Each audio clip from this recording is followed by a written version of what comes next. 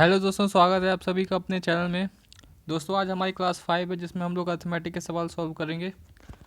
हमारी जो सीरीज़ चल रही थी दोस्तों IBPS RRB PO clerk 2022 exam के लिए, उसमें आज पाँचवीं क्लास है। तो आज हम लोग इसमें अर्थमेटिक के सवाल करेंगे। तो जो भी चैनल पर नया आए हो चैनल को सब्सक्राइब करेगा, वीडियो को लाइक करेगा यदि पसंद आता है। तो चलिए दोस्तों शुरू करते हैं अपने सवालों को। आशा करता हूँ आप लोग की प्रिपरेशन काफ़ी अच्छी चल रही होगी दोस्तों। ठीक है, तो उसी के प्रैक्टिस सेशन को हम लोग आगे बढ़ा रहे हैं और अर्थमेटिक के कुछ सवाल सॉल्व करेंगे। तो चलिए पहला सवाल आप लोग सवाल सॉल्व करिएगा, साथ में आप इसका सॉल्यूशन देखिएगा कि मैं इस सवाल को क्या अप्रोच से कर रहा हूँ। ठीक है, तो चलिए शुरू करते हैं अपने सवाल। दोस्तों इसमें दिया गया A can do a piece of work in 10 days. तो ए जो है कार को कितने दिन में कर रहा है? 10 दिनों में कर रहा है। ठीक है, बी कितने दिन में कर रहा है दोस्तों? यहाँ बी कर रहा है 30 दिन में। ठीक है, तीनों मिलकर कितने दिन में कर रहे हैं? ए बी और सी बोला गया, ए बी सी दोनों तीनों मिलकर 5 दिन में कर रहे हैं। तो ए का 10 दिन का कार्य है, बी का 30 दिन का कार्य है, और जब तीनों कार्य मिलकर कर रहे हैं तो 5 दिनों में कर रहे हैं। तो मैं यहाँ मान लेता हूँ इन तीनों का एलसीएम कितना आ रहा है दोस्तों? 30 एलसीएम यदि आ रहा है तो मैंने मान लिया कि 30 क्या है? टोटल वर्क है इनका करने का। मैंने माना कि 30 क्या है? टोटल वर्क है।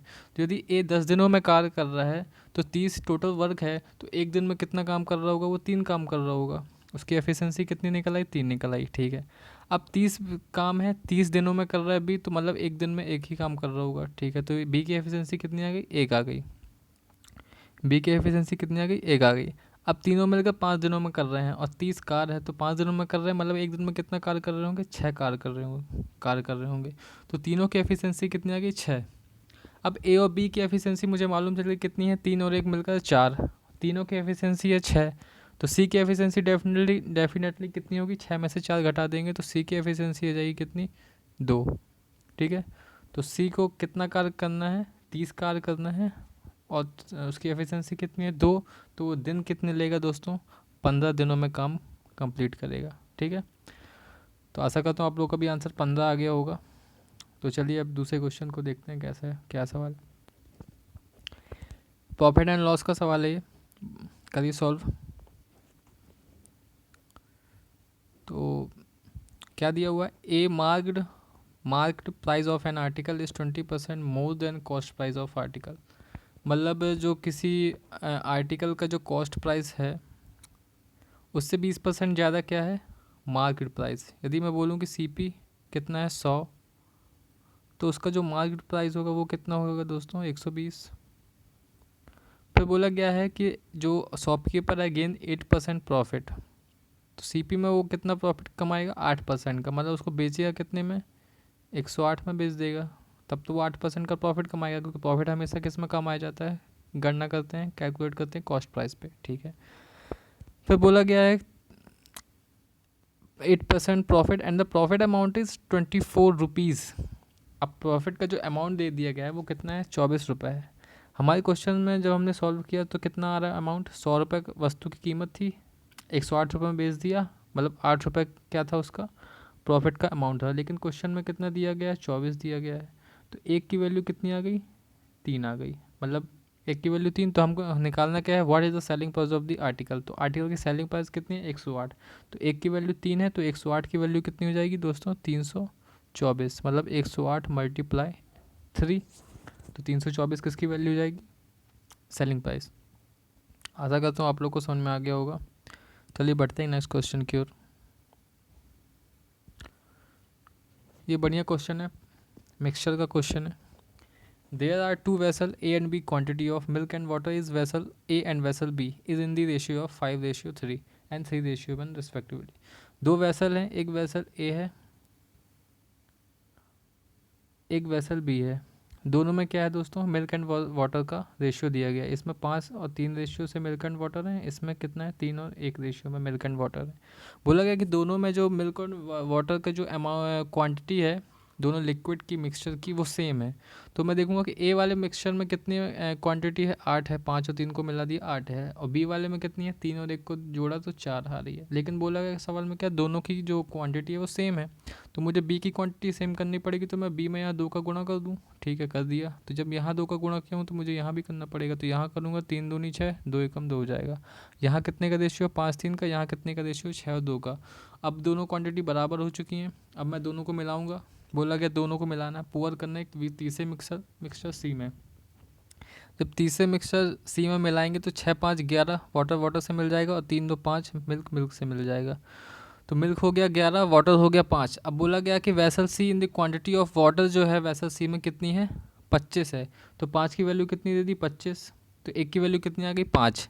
अब बोला गया है कि इसमें जो वाटर है वो मिल्क से कितना ज़्यादा है, तो रेशियो में कितना ज़्यादा दिख रहा है, 11 और 5 में 6 का डिफरेंस है, मतलब 6 ज़्यादा है मिल्क। तो 1 की वैल्यू कितनी आई थी, 5 आई थी, तो 6 की वैल्यू कितनी हो जाएगी, 30। तो आंसर कितना हो गया हमारा, 30। ठीक है, चलिए बढ़ते हैं नेक्स्ट क्वेश्चन की ओर। ये वाला करते हैं, ये भी रेशियो का है, इसका है मिक्सचर का। The ratio of spirit and water in 2 mixture 24 litre and 42 litre. ठीक है, एक मिक्सचर ए है और एक मिक्सचर बी है।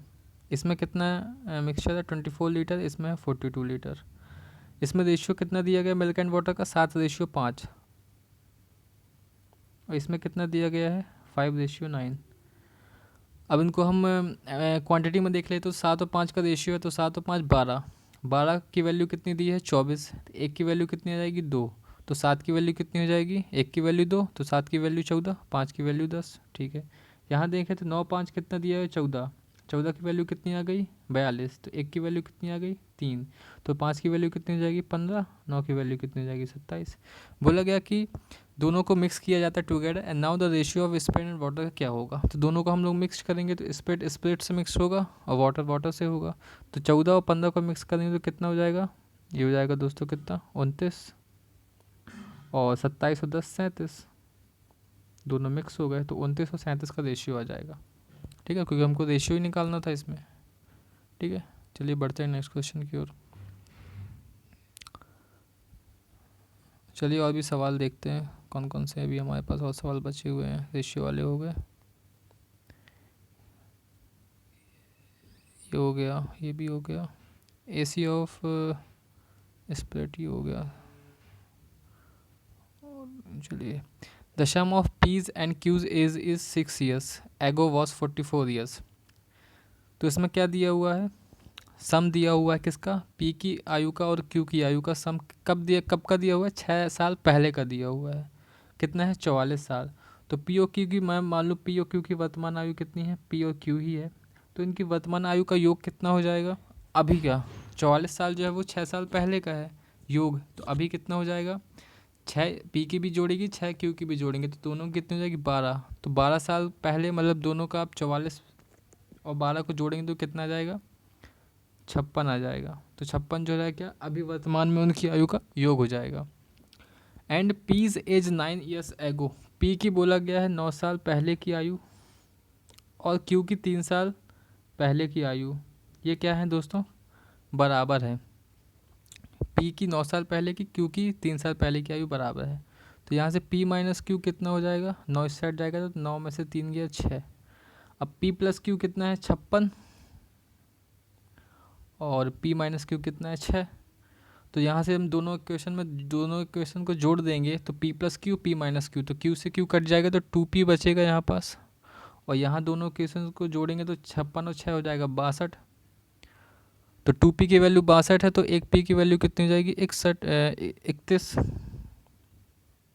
ठीक है, तो एक p की वैल्यू कितनी आ गई, 31 आ गई। हमें निकालना क्या है, find the age of P 4 year hence, 4 साल के बाद कितनी एज हो जाएगी पी की, अभी वर्तमान आयु पी की 31 है, तो 4 साल के बाद कितनी हो जाएगी, 35 हो जाएगी। तो यहाँ से पी की आयु आ गई। ठीक है, इस सवाल को ऐसे सॉल्व करना था। चलिए और देखते हैं और कौन से सवाल है।